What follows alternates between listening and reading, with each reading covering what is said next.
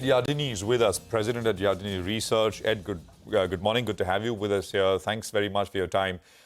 Just want to start with oil, Ed, in your opinion. How much of it is a sort of tax on consumers and in turn markets if oil prices were to, say, get to 100?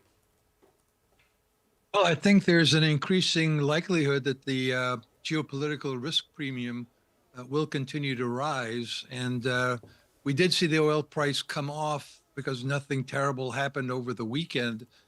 But this Middle East situation is a horrible one, and it's not getting any better. And so I think if we do see an increasing risk of a direct confrontation between Israel and Iran, the price of oil could very well go to 100 very, very quickly. Now, it's also possible on the positive side that the global economy is improving somewhat and demand is improving at the same time that the Saudis and the Russians have cut back their production. So I think it's a mix of risk premium, and it's possibly an indication that the global economy is doing somewhat better. If we get to $100 oil, obviously you want to be overweight energy, and I think technology and some of the other areas that have been very hot will cool off, at least on a short-term trading basis. Ed, hi, good morning, and thanks for joining in.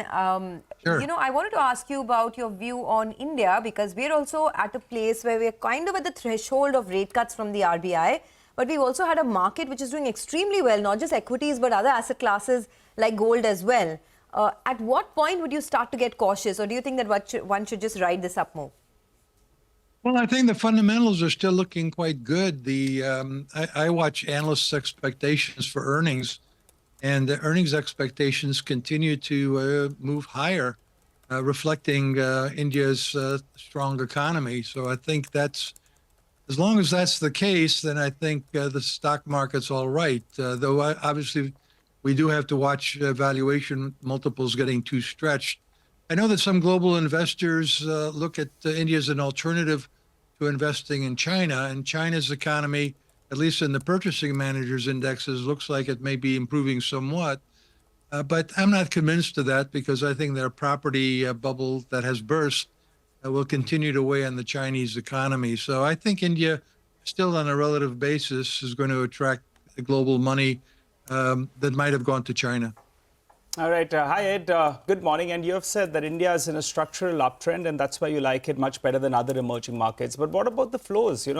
The FI flows, even if I look at it for the last week or the last couple of weeks, they're still negative here, net coming into India. What more do the FIs want? You're going to get earnings. You've got a stable government out here. But if I look at the flow picture, Korea, for example, they got more than what India got in the past week at least. Tell us more. Yeah. Well, look, I think India's had a heck of a great run, and so it's natural that for a week or two you could see some consolidation in that marketplace. I mean, it's really been an extraordinary move.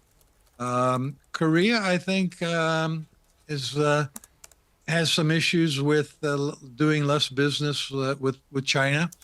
I think the Asian countries generally that are exporters of goods are going to be running into some significant competition from excess capacity in China. And as you know, Treasury Secretary Janet Yellen is in China trying to explain to the Chinese that we don't want them to be dumping goods into the global markets. I mean, the good news is it'll be deflationary, which will help to bring inflation down. But the bad news, it's not fair competition. All right. So, Ed, just before we let you go, right, one final comment on how you see the markets move from here. You said you're not too worried about what's happening in a market like India, but there is a case being built to worry, right? Because look at the US 10-year yield. It's shot through the roof. It's now well above 4.4. Gold is now quietly hovering around 70,000 rupees. You have crude above $90 a barrel. Do you think there is some case for worry? Well, there's definitely some case for worry. I mean, I've been bullish for a while, and things have worked out quite well. And at some point, it might be time to take some profits. And I think now may be a good opportunity to take some of the profits, whether it be, I mean, it's global stock markets have been very strong. So taking some profits around the world might not be a bad idea, and waiting for an opportunity for some opportunities at lower prices may very well be delivered by increasing geopolitical risks, pushing bond yields higher because of inflation concerns related to higher oil prices. So, yeah, the short answer is yes.